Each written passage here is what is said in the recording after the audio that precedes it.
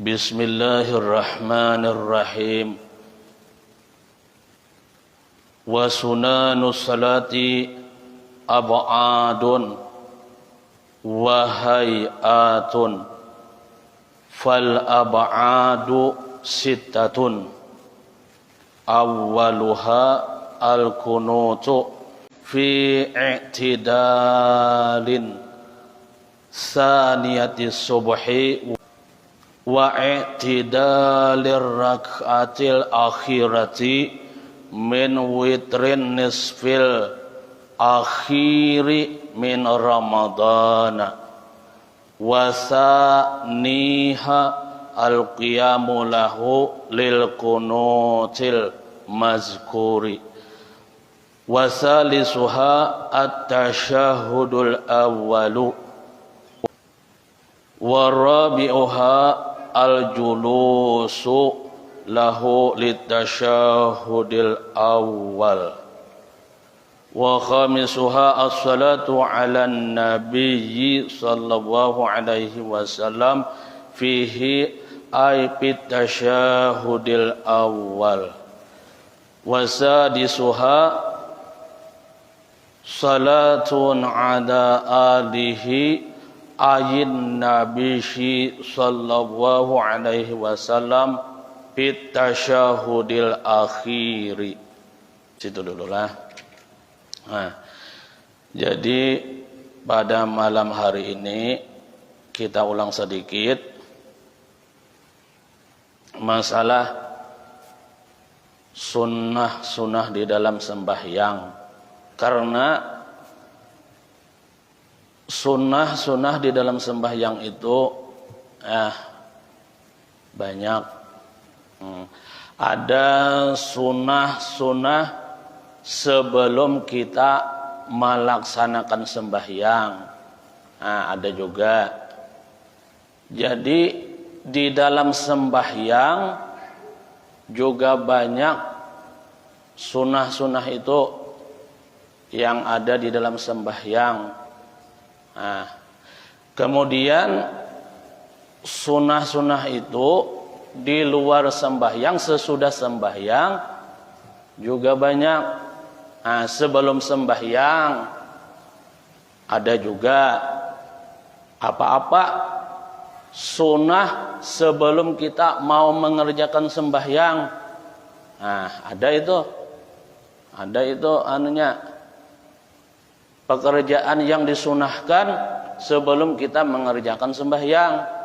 Kemudian di dalam sembahyangnya juga ada sunnah itu.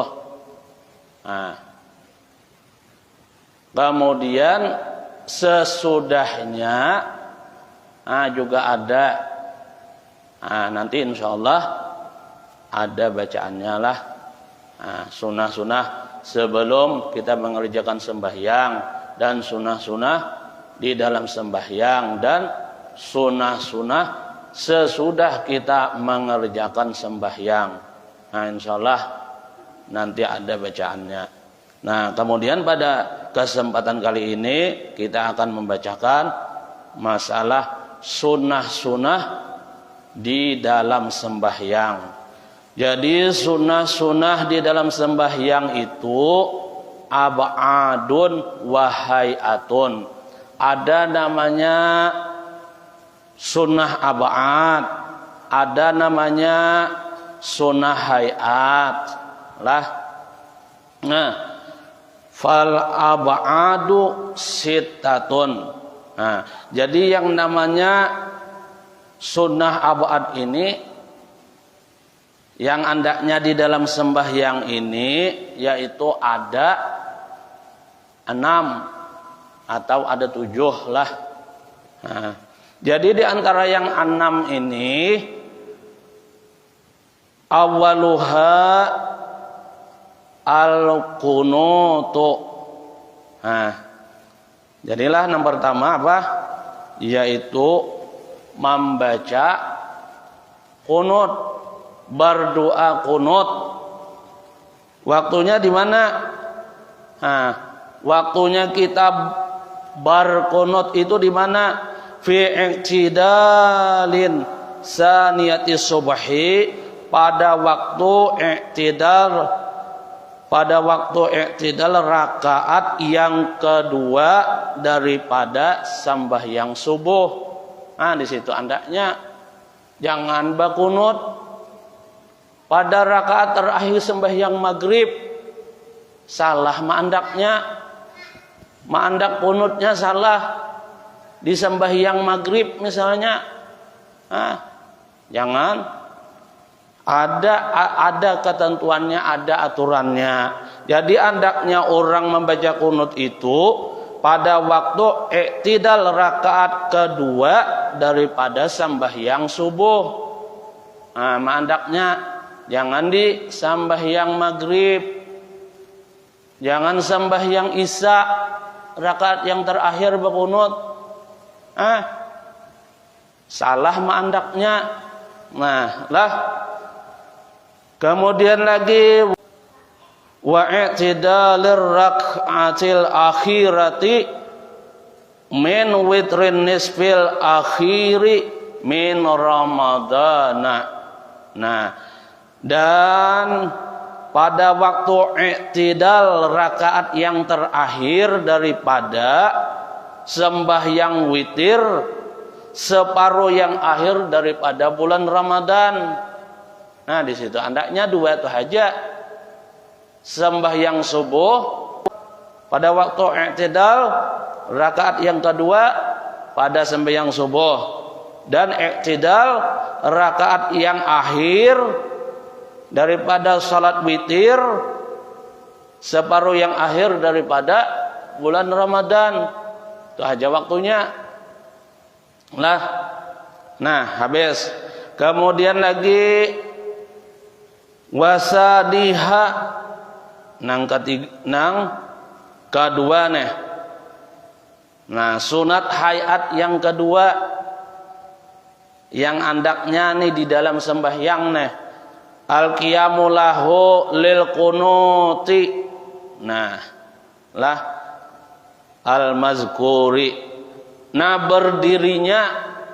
Berdirinya bagi orang yang membaca kunut tuh berdirinya kan orang berkunut membaca kunut itu berdiri kalau ini kuasa untuk berdiri. Jadi berdirinya orang berkunut itu tuh termasuk sunnah juga, sunnah abad juga. Berdirinya tuh juga termasuk sunnah abad. Sunnah yang dikerjakan di waktu di dalam kita mengerjakan sembahyang. Berdirinya itu berdirinya orang berkunut itu sunnah abad itu. Kemudian wasalisuha at-tasyahudul awal. Nang ketiga di waktu kita membaca tasyahud awal tuh membaca tasyahud awal rakaat kedua daripada sembahyang maghrib, rakaat kedua daripada sembahyang isya. Tasyahud yang awalnya itu juga sunnah abad. Kemudian lagi yang keberapa? Yang ketiga ya. Yang ketiga. Jadi bacaan tasyahud awal. Bacaan tasyahud awal ialah lafaz yang wajib dibaca saat di tasyahud yang akhir. Kalau bacaan tasyahud yang awal itu sunnah aja bacaannya. Tapi kalau di tasyahud yang akhir itu menjadi kewajiban untuk membacanya. Karena tasyahud yang akhir itu termasuk rukun di dalam sembahyang. Nah, jadi lapas-lapas bacaan tasyahud yang awal ialah lapas yang wajib di tasyahud yang akhir. Nah, lah itu. Kemudian lagi warabi'uha al-julusu lahu litasyahudil awal. Nang keempat nih, sunat abad yang keempat ialah duduk litasyahudil awal. Nah, duduknya tasyahud awal itu juga termasuk sunnah abad. Nah, kemudian lagi wa khamisuha as-salatu 'alan nabi sallallahu alaihi wasallam fihi ay fit tasyahudil awal. Nang kelima, salawat, membaca salawat atas Nabi sallallahu alaihi wasallam pada tasyahud awal. Nah, itu juga termasuk sunnah abad. Wasadisuha salatun ala alihi ayin Nabi sallallahu alaihi wasallam fi tasyahudil akhir. Nah, nang keenam yaitu membaca salawat atas keluarga Nabi sallallahu alaihi wasallam pada tasyahud yang akhir.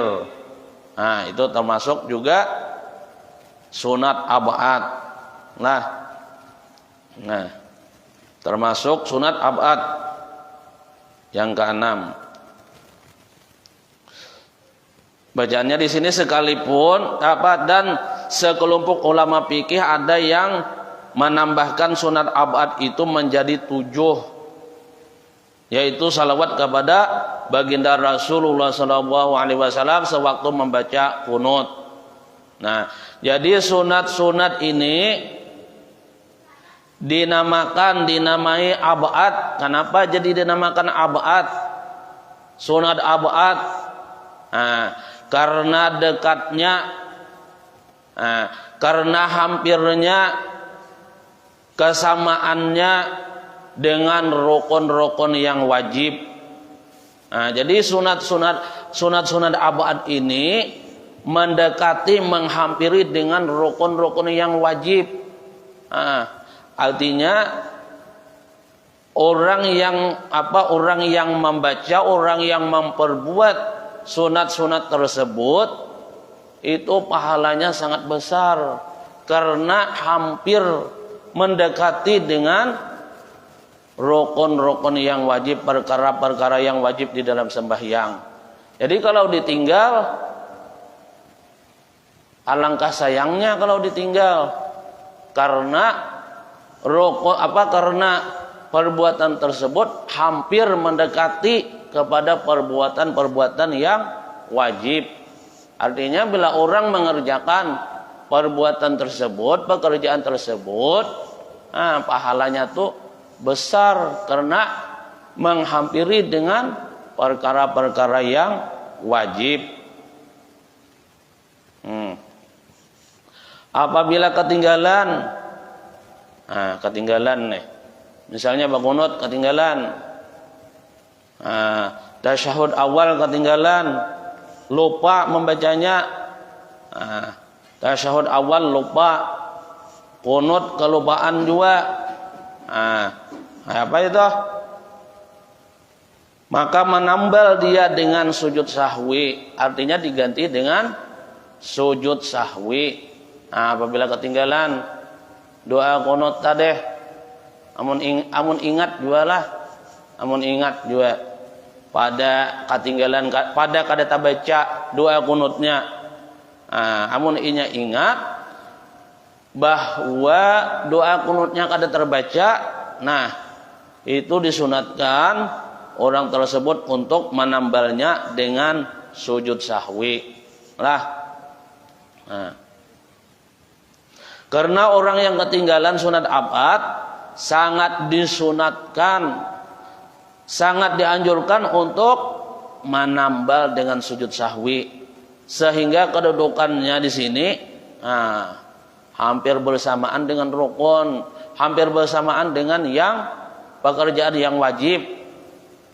Nah, lah itu alasannya. Nah, kayak apa bacaan doa kunut? Hafallah. Doa kunut hafallah. Nah, enggak ada hafal makanya banyak-banyak kayak berjamaah sama yang subuh supaya tak baca kunut. Nah, lah kayak apa bacaannya? Bacaan doa, bacaan kunut ialah Allahumma hdini fi man hadait wa afini fi man afait wa tawallani fi man tawallait wa barik li fi ma a'tait wa qini bi rahmatika syarra ma qadait. Nah, ada yang kayak gitulah bacaannya, ada juga wa qini syarra ma qadait. Nah, lah fa innaka taqdi wa la yuqda alaik wa innahu la yadhillu man walait wa la ya'izzu man adait tabarakta rabbana wa ta'alait. Nah, lah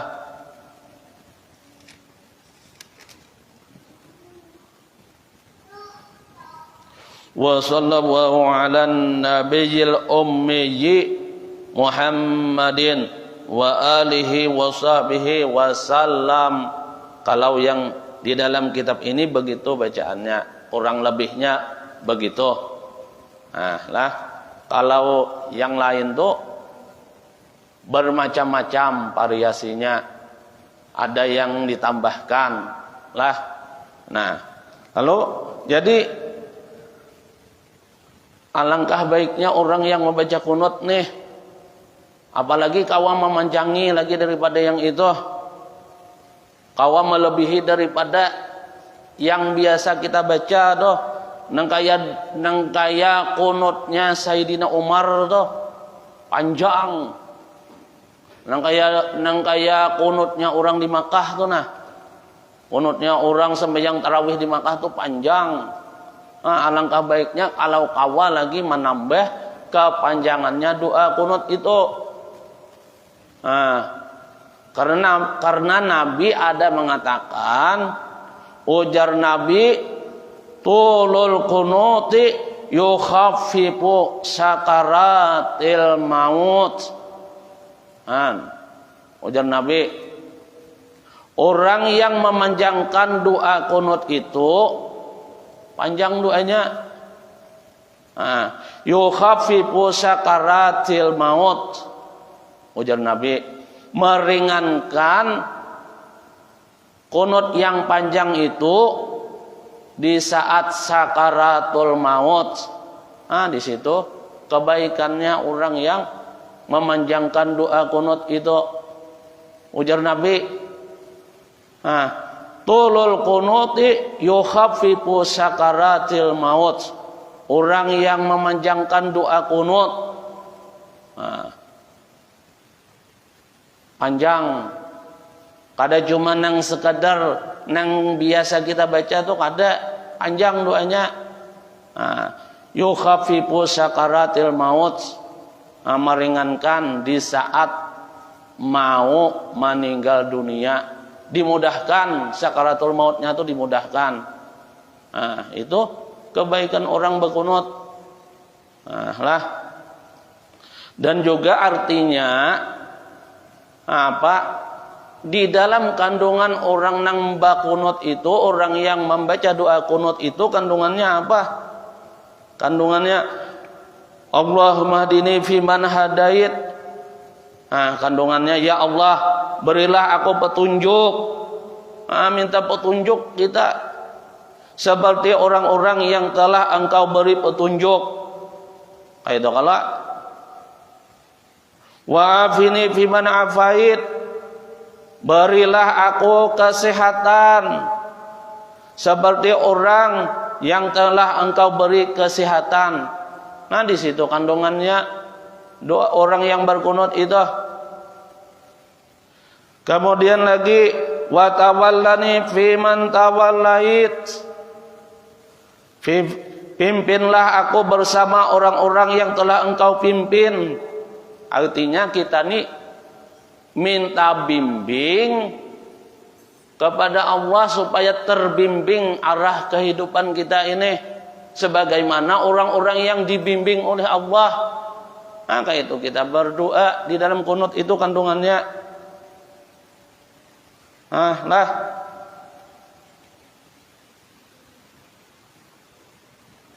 Kemudian lagi wa barik li fima a'tait. Kemudian lagi ya Allah, berilah berkah pada segala apa yang telah engkau berikan kepadaku. Minta diberikan keberkahan di dalam kehidupan kita. Itu kandungannya. Berilah berkah pada segala yang telah engkau berikan kepadaku. Nah, kemudian wa qini syarra ma qadait. Dan peliharalah aku dengan rahmatmu. Minta dijagakan supaya kita ini selalu mendapatkan rahmatnya daripada Allah. Kita minta dipelihara, minta dijagakan kepada Allah supaya kita ini selalu senantiasa mendapat apa? Yaitu curahan rahmatnya Allah. Itu diantara kandungan apa? Kandungan doa kunut itu. Kebaikannya. Diantaranya itulah kandungannya. Masih banyak lagi. Kemudian lagi di saat kita berkunut itu, di saat kita berkunut itu disunahkan mengangkat kedua tangan sewaktu kita berkunut, namun tidak disunatkan menyapu muka sesudah membacanya. Perlu juga kita ketahui nih ilmunya. Jadi bacaannya wa yusannu raf'u yadaihi fil qunut, dan disunatkan mengangkat kedua tangannya di saat berqunut. Jadi imam, makmum atau orang sembahyang sendirian, sunat mengangkat kedua tangannya di saat membaca doa qunut itu. Sunat. Misalnya Allahumma hdina fiman hadait. Ini imam yang membacanya. Wa afina fiman afait, wa tawallana fiman tawallait. Jadi mengangkat kedua tangannya nih. Sunnah mengangkat kedua tangannya nih. Baik itu makmumnya atau sembahyang sendirian, disunahkan untuk mengangkat kedua tangannya di saat berqunut. Wala yusannu mashu wajhi ba'dal qunut. Jadi kada disunatkan menyapu wajah sesudah selesai berqunut. Ada di antaranya biasa kita melihatlah. Ada tahu juga di manakah dapat bacaannya? Ada yang menyapu ke muha setelah selesai membaca qunut tuh. Wa sallallahu ala sayyidina Muhammadin nabiyil ummi wa ala alihi washabihi wasallam. Menyapu ke muha, padahal kada disunahkan untuk menyapu ke muha. Kenapa jadi disapu muhanya setelah selesai berqunut? Kada disunahkan. Di manakah tuh bertamu bacaannya nang menyapu ke muha tuh setelah selesai berqunut? Padahal bacaannya di sini wala yusannu mashu wajhi ba'dal qunut. Kada disunahkan menyapu wajah ba'dal qunut sesudah selesai membaca doa qunut. Tahu pian karena pian mendengar duduk di sini. Tahu pian nang asalnya tadi kada tahu menjadi tahu. Jadi pertama sunnah mengangkat kedua tangan dan kada disunahkan menyapu muha sesudah selesai berqunut. Nah, kemudian lagi wal imamu ya'ti bilafzil jam'i. Nah, dan disunahkan bagi orang yang menjadi imam mendatangkan dengan lafaz jamak. Nah, kalaunya sendiri, kalau Allahumma hdini fiman hadait, wa afini fiman afait, beda kalau jadi imam. Jadi kalau menjadi imam yang tadinya Allahumma hdini fiman hadait, imam baca Allahumma hdina fiman hadait, wa afina fiman afait, wa tawallana fiman tawallait, seterusnya kayak itu. Nah, kalau ini menjadi imam, lah bilafzil jam'i, dengan lafaz jamak.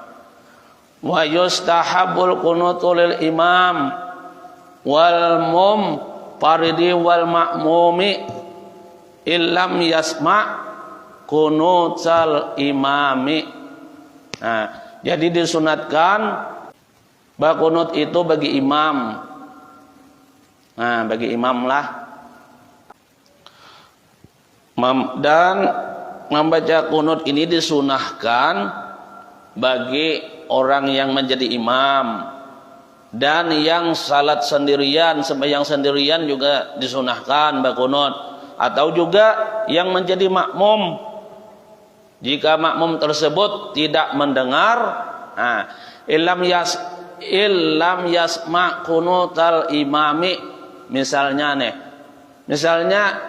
jikalau kada mendengar pang si makmum makmum kada mendengar qunutal imam, akan qunut imamnya, doa qunut imamnya kada mendengar si makmum dengan sebab kecilkah suaranya, tidak ada pengeras suaranya, sehingga kada dapat untuk mendengarkan bacaan qunut imamnya.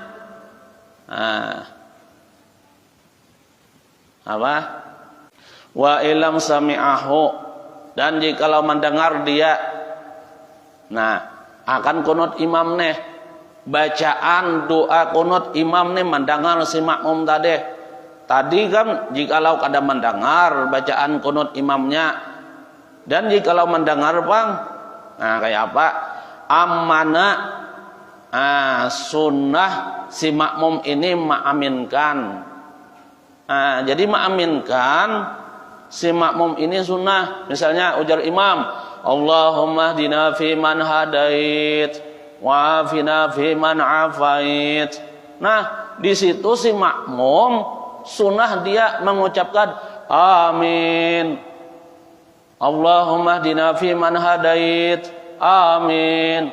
Wa afina fiman afait, amin. Sunnah makmum ma'aminkan bacaan qunut imam tersebut apabila dia mendengar. Jangan kada diaminkan, karena kebaikan amin itu pian luar biasa juga. Orang yang mengucapkan amin itu bisa mendapatkan malaikat pian. Bila pian mengucapkan amin itu, semakin banyak pian mengucapkan bacaan amin itu, semakin banyak pian bainguan malaikat lah. Nah, jadi ammana fid du'ai, sunnah si makmum tadi apabila mendengar qunutnya imam ma'aminkan pada waktu berqunutnya imam itu. Wa qala as-sana'a, dan mengatasi makmum as-sana'a, yaitu pujian, keadaannya bagamat. Nah, bila sudah sampai ke situ, pujiannya apa? Misalnya Allahumma hdina fiman hadait, wa afina fiman afait, wa tawallana fiman tawallait, wa barik lana fima a'tait, wa qina syarra ma qadait. Nah, bila sampai fa innaka taqdi wa la yuqda alaik, wa innahu la yadhillu man walait wa la ya'izzu man adait, tabarakta rabbana wa ta'alait. Nah di situ bahalus suaranya, dipelankan suaranya. Nah jadi waqala as-sanaa, dan si makmum membaca pujian dalam keadaan bagamat membacanya. Makmum yang tadi kan asalnya imam haja nih yang membaca doa kunut nih, tapi apabila sudah sampai kabacaan fa innaka taqdi wala yuqda alaik, nah bila sudah sampai kabacaan tersebut, nah si makmum ini ikut juga membacanya dengan bacaan yang gamat, bacaannya kecil, bacaannya suaranya dikecilkan. Tapi di saat membaca doa kunut tadi, si makmum ini yang disunahkan apa? Yaitu mengaminkan bacaan kunutnya imam.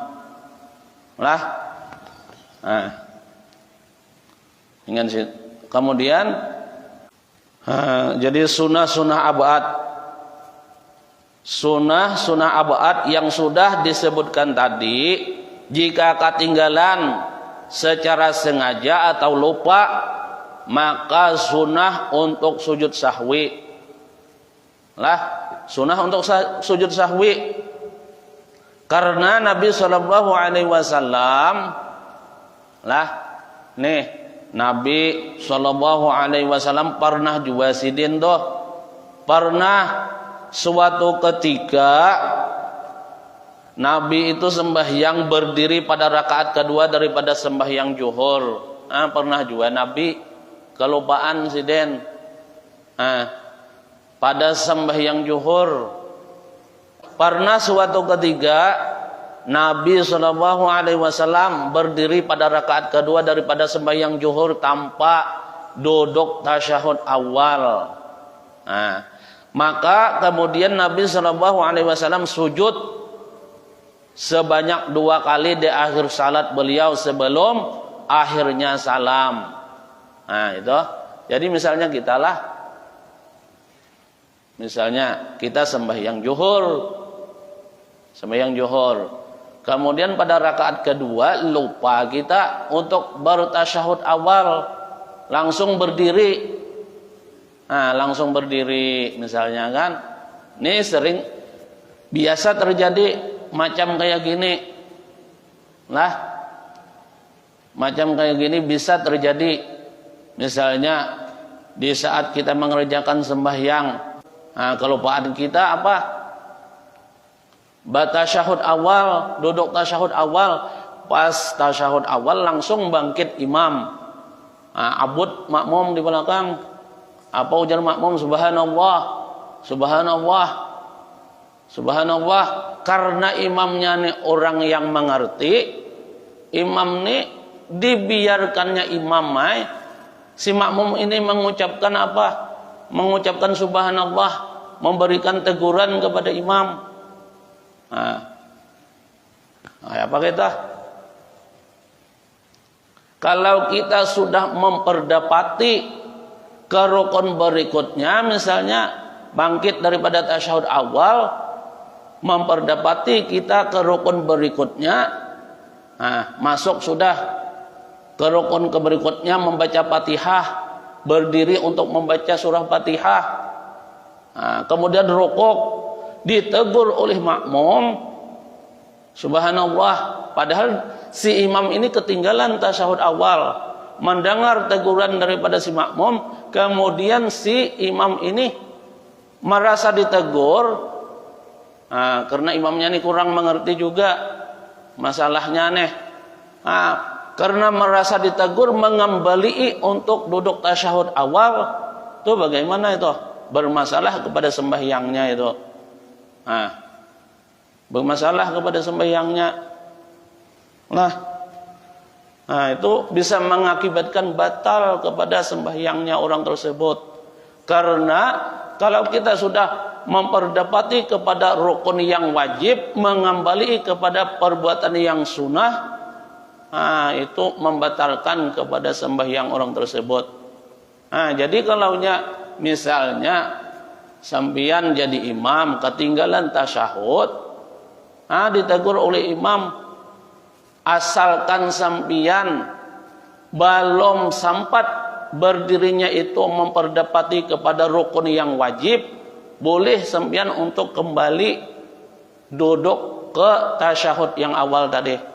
Asalkan jangan sampai aja berdiri sampai membaca Fatihah rukuk, boleh sampian.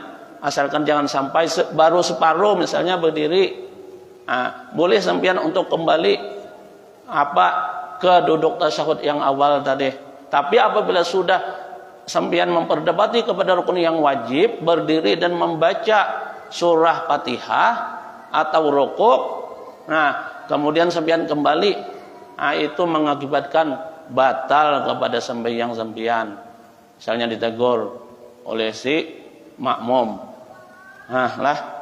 Kemudian bacanya wal abadu as-sittatu al-mutaqaddimatu wallahu a'lam bisawab.